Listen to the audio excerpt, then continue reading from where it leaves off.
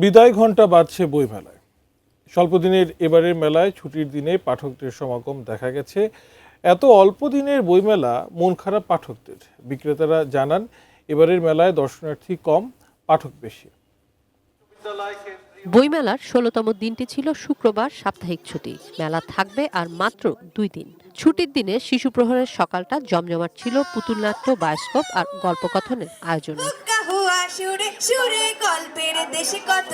মাত্র ১৮ দিনের এ মেলা খুব বেশি বই ক্রেতা, পাঠক, দর্শক টানতে পারেনি এমন অভিযোগ করেছেন অনেকে। আবার উল্টো কথাও শোনা যায়। কেউ কেউ বলছেন যে এই স্বল্প সময়ে প্রত্যাশার চেয়ে ভালো সাড়া মিলেছে। মেলা সবসময় আমরা দেখছি ফাঁকাই ছিল, তেমন পাঠক ছিল না, কিন্তু আমরা যেটা চেয়েছিলাম তার থেকেও কিছুটা বেশি পেয়েছি। এবং এখন যারা আসছে তারা সবাই ক্রেতাই আসছে, দর্শনার্থী কম। মনে করেছিলাম যে আপনার রমজান মাস মেলা তেমন ভালো হবে না, কিন্তু সেই তুলনায় আপনাদের মেলা তেমন মানুষ আনাগোনা ভালো চলছে। বইমেলা মানেই নতুন বইয়ের অপেক্ষা, নতুন লেখকের খোঁজ, প্রিয় লেখকের সাথে সেলফি আর অটোগ্রাফ নেওয়ার ছুটোছুটি। এবারে মেলায় অবশ্য এসবের অভাব ছিল।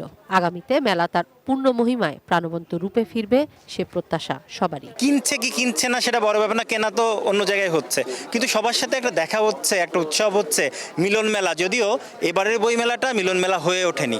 এখন পর্যন্ত নতুন রাইটার আমাকে খুব বেশি আকৃষ্ট করতে পারেনি, কারণ আমার এখনো তো পুরান যেগুলো ফেমাস বই আমি সেগুলো পড়ে শেষ করতে পারিনি। আমি সুদূর চট্টগ্রাম থেকে আসছি, শুধু বইমেলায় আসবো বলে এটা মনের মধ্যে একটা আবেগ জড়িত আছে বইমেলা নিয়ে।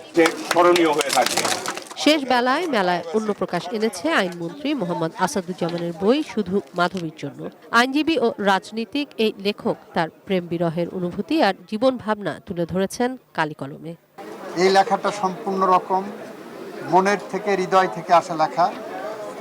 এই লেখাটা লিখেছি ভালো লাগা থেকে, একাকিত্বের ভিতর থেকেও মানুষ কিভাবে প্রকাশ করতে পারে সেই কারণে এই লেখাটা লিখেছি। ১৮ দিনের মেলা ১৬তম দিন পর্যন্ত নতুন বই এসেছে ১৫০০রও বেশি। কিশোর জাহান, এটিএন নিউজ, ঢাকা।